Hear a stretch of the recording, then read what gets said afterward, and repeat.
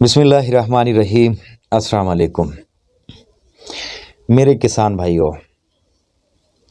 कभी कभी ऐसा होता है कि हम अपनी गंदम की फसल में जड़ी बूटियों के लिए स्प्रे करते हैं तो उसके माइनस असरात हमारी फसलों पर देखने को मिलते हैं। फसलें जगह जगह से पीली होनी शुरू हो जाती हैं और कहीं पे टलियों की शक्ल में फसल पीली होकर मरना भी शुरू हो जाती है।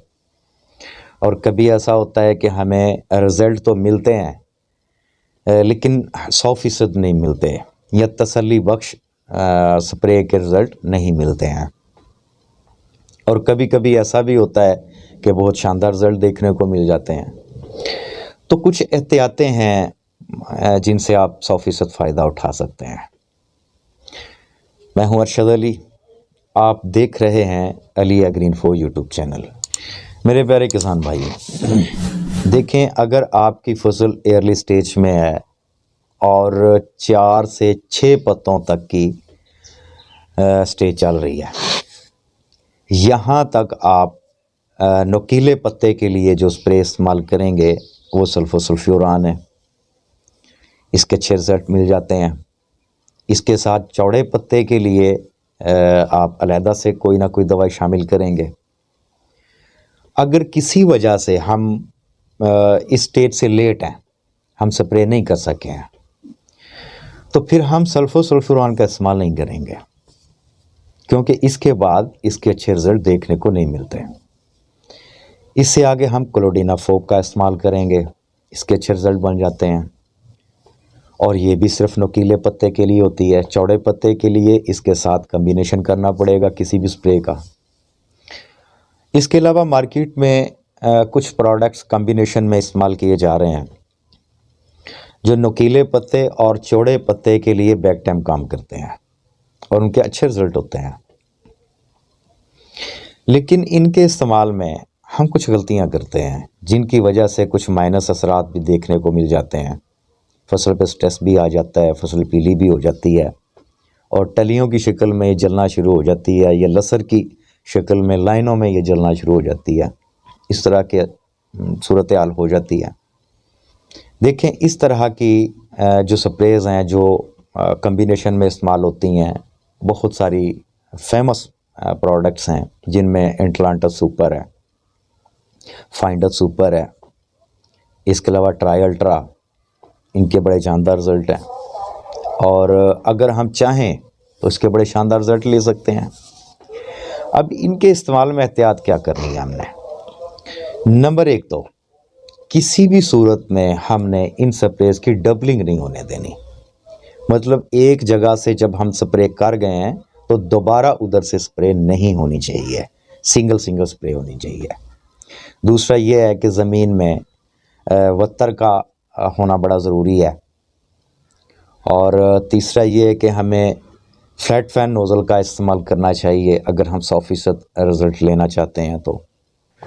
तो किसान भाइयों, इसकी हिकमत अमली क्या है वो मैं आपके साथ शेयर कर देता हूँ।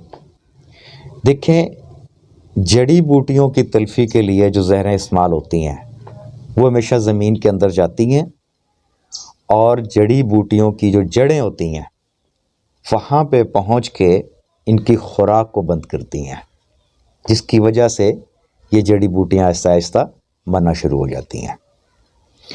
अगर ज़मीन में वत्तर होगा तो दवाई को सरयत करने में आसानी हो जाएगी, उसके लिए हेल्पफुल होगा। दूसरा, फ्लैट फैन नोज़ल का इस्तेमाल ज़रूरी क्यों है?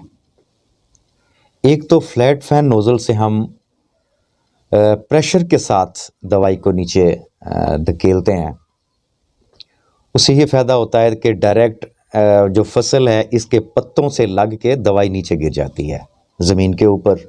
वहाँ पे ऑलरेडी वत्तर मिल जाता है दवाई को और वो जल्दी से सरयत कर जाती है, तो ये भी फ़ायदा है। दूसरा, चूँकि फ्लैट फैन नोज़ल को हमने हाथ से दाएं बाएं नहीं चलाना होता, इसे स्ट्रेट बिल्कुल सामने रख के हमने चलाना होता है।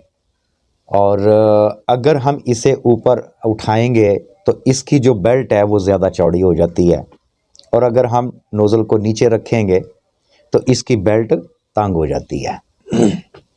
मैक्सिमम 5 फुट 5.5 फुट की बेल्ट अगर आप लेके चलते हैं तो 4 टंकियां बराबर बराबर आपके एकड़ पे आती हैं। अगर कम बेश 1 एकड़ में आप फील करते हैं तो आप अपनी जो चाल होती है, जो आप चलते हैं कदम, इनमें फासला डाल सकते हैं, तेज़ी या कम करके एडजस्ट कर सकते हैं आप इसे। तो आप जब फ्रंट पे बिल्कुल नोज़ल को रखते हैं, मैक्सिमम अंदाज़ा कर सकते हैं कि ये 6 फुट का 5 फुट का बेल्ट लेके चल रही है, तो आप इसे स्ट्रेट रखें और सीधा चलते जाएं। और आपने क्या करना है, सामने किसी चीज़ की निशानी रख लेते हैं कि ये मेरी बिल्कुल सीधा है और मैंने इस पॉइंट के ऊपर जाना है। बिल्कुल आप एक सीध जा रहे होंगे, लौट के वापस आना है, बिल्कुल स्ट्रेट पे दूसरी जगह आपने किसी चीज़ को अपने नज़रों में एक पॉइंट बना लेना है कि मैंने सीधा इस पॉइंट के ऊपर जाना है। तो कभी भी डबलिंग नहीं होती और इससे 100% रिज़ल्ट मिल जाते हैं।